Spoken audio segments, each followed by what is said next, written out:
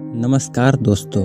कहते हैं कि जब घर की जिम्मेदारियों का बोझ अगर सर पर चढ़ जाए तो चेहरे की मुस्कान ही गायब हो जाती है। ये कहानी है एक ऐसे लड़के की जिसका नाम अशोक था और उसकी उम्र करीब 14 साल की थी। अशोक की उम्र से ज़्यादा उसके घर की जिम्मेदारियां उसके सर पर थीं। अशोक और उसकी माँ और उसकी 2 छोटी बहनें और दादी एक छोटी सी झोपड़ी में रहा करते थे। अशोक के हालात इतने खराब थे कि उसके पास एक अच्छी झोपड़ी भी नहीं थी रहने लायक। वो बेचारा एक टूटी हुई झोपड़ी में रहा करता था अपनी फैमिली के साथ। अशोक के पिता दर्जी हुआ करते थे जिनका नाम वीरधन था।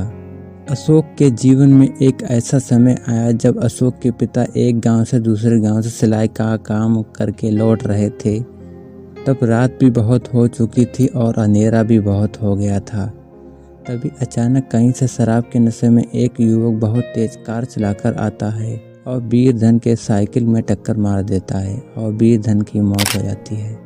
अशोक के पिता की मौत के बाद अशोक के परिवार में कोई कमाने वाला नहीं होता है। अशोक की मां शीतल ने खेतों में मजदूरी करके घर चलाने की कोशिश की, लेकिन कमर दर्द और बुखार ने उसे बिस्तर से बांध दिया। अब अशोक पर थी बूढ़ी दादी की दवा और छोटी बहनों की पढ़ाई और भूख से बेहाल घर की जिम्मेदारियां। अशोक पढ़ाई लिखाई में बहुत तेज था, लेकिन अब उसकी कॉपियां अक्सर सब्जी लाने के कागज बन जाती थीं। स्कूल की घंटी की जगह जब उसके दिन की शुरुआत होती थी और एक होटल में बर्तन धोने से दोपहर को सब्जी मंडी में बोरी उठाता था, शाम को किराने की दुकान में सामान सजाता। लोग कहते, अरे ये तो वीरधन का बेटा है, बड़ा ही होनहार था। अब देखो हालात कैसे बदल गए।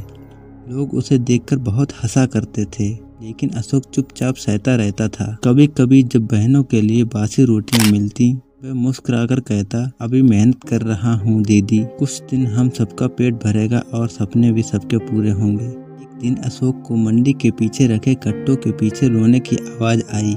उसने झांक कर देखा तो एक छोटा बच्चा गले में कीमती लॉकेट पहने हुए बैठा रो रहा था। के पास में कोई नहीं था। अशोक उसे थाने ले गया। पुलिस आई। बच्चा अमीर बिजनेसमैन का निकला।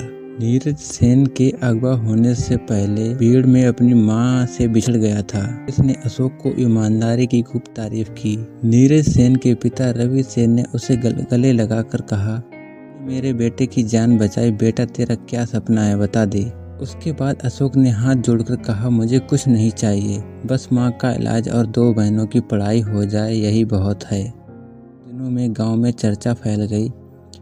अशोक रात को देर में बहुत लौटता है, उसके जेब में नोट भी होते हैं।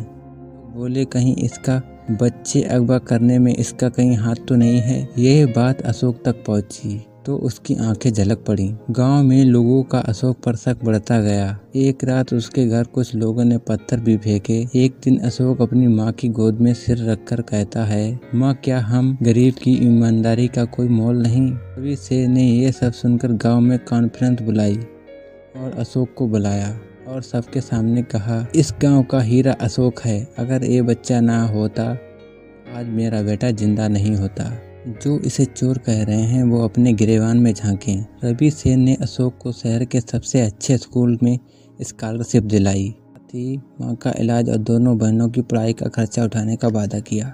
गांव वाले शर्मिंदा थे। कईयों ने अशोक से माफ़ी भी मांगी। अशोक मुस्कुराकर बोला, माफ़ कर देना आसान नहीं, पर भूलना नहीं, क्योंकि जिम्मेदारियों से बड़ा कोई इम्तहान नहीं। अब अशोक शहर में पढ़ रहा था। बहनें सरकारी स्कूल में टॉप कर रही थीं। माँ की तबीयत ठीक थी और अर्जुन, वो एक नया सपना देख रहा था, IAS ऑफिसर बनकर गांव में स्कूल खोलने का, जहां कोई भी अशोक की तरह भूख और जिम्मेदारी से न कुचला जाए। दोस्तों, जिम्मेदारियां तो जिंदगी में बहुत आती हैं, लेकिन आप मेहनत करना ना छोड़ना। यह उन लाखों बच्चों की कहानी है जो छोटी उम्र में बड़े जिम्मेदार बन जाते हैं। दोस्तों, अगर आपको हमारी एक पहली वीडियो अच्छी लगी हो तो चैनल को सब्सक्राइब कर देना और वीडियो को प्यारा सा लाइक जरूर कर देना।